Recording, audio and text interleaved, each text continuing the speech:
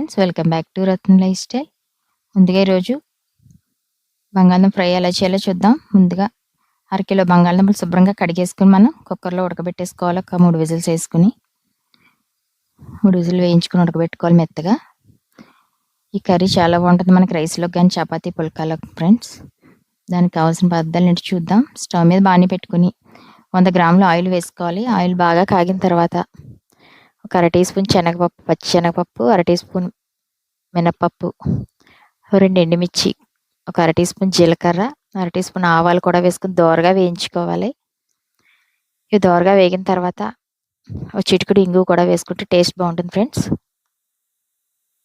ఇంగువ కూడా వేసుకుని ఒక 2 రెబ్బలు కరివేపాకు, ఒక 2 ఉల్లిపాయలు పొడుగ్గా కట్ చేసుకుని వేసుకోవాలి, పొడుగు ముక్కల్లాగా. మనకి కలుపుకున్నందుకు రైస్లోకి గ్రేవీగా ఉంటుంది కనుక బాగుంటుంది.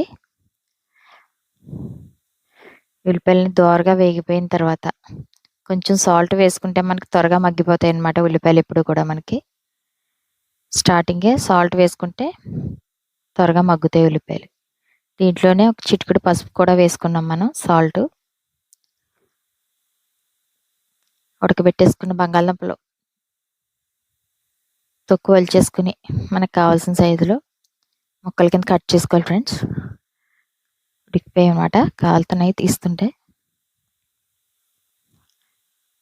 ఒక 2 విజిల్ 3 విజిల్స్ అయితే అలా ఉడికిపోతాయి. అన్నీ ఇలా ఒలిచేసుకొని చిన్న చిన్న ముక్కల కింద కట్ చేసుకుని పక్కన పెట్టుకున్నాం. ఈ లోపల ఉల్లిపాయలు బాగా మగ్గిపోయి వేగాయి అన్నమాట.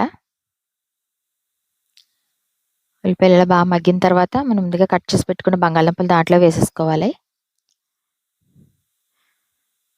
మీరు కూడా ట్రై చేయండి ఫ్రెండ్స్, చాలా బాగుంటుంది రెసిపీ. మనకి పుల్కాలోకి కానీ చపాతీలోకి కానీ రైస్లోకి చారుతో కానీ సాంబార్తో కానీ చేసుకున్నా చాలా బాగుంటుంది. ఇది ఒక అర teaspoon garam masala powder కూడా వేసుకుంటున్నాం. ఒక 2 స్పూన్ల కారం, మనం తినేదాన్ని బట్టి కారం.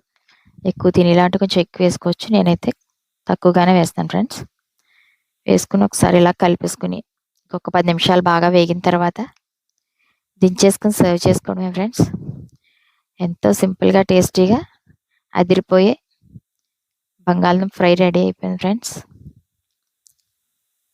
మీరు కూడా ట్రై చేసి మీకు ఎలా ఉందో కామెంట్ చేయండి.